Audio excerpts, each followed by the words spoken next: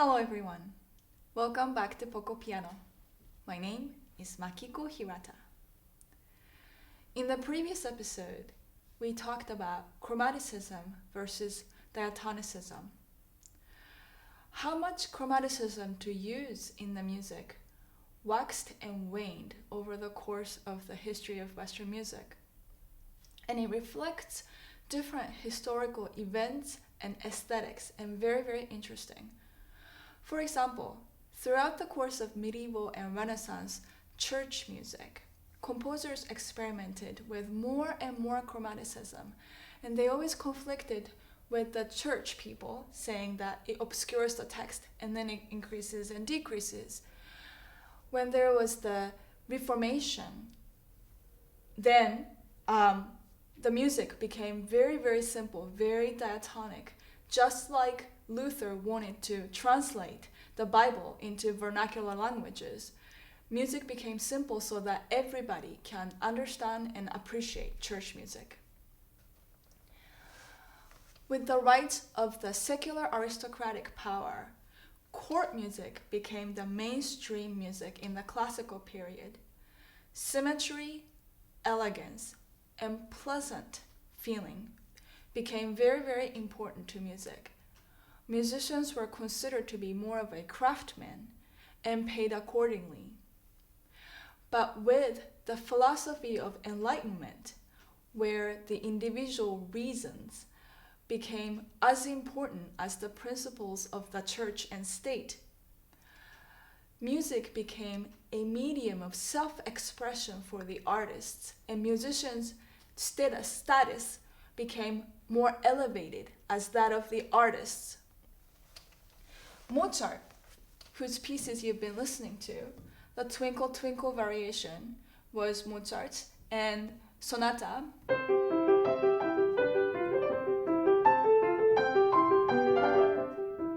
a piece like this, very symmetrical, very pleasant, and not very assertive in its expression. But Mozart was one of the first composers to abandon the patronage of church and court and try to live as a freelancing composer, supporting himself by publishing his pieces. And he wrote pieces like this as well.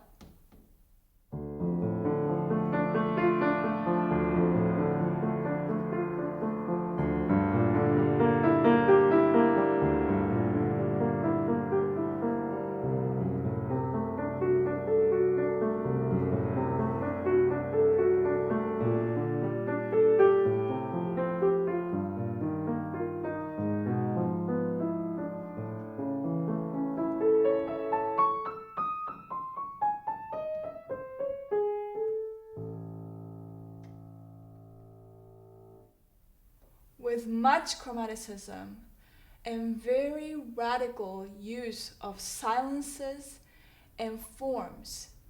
It's a very unpredictable piece, and it takes you to this real fantasy world, the inner world of Mozart.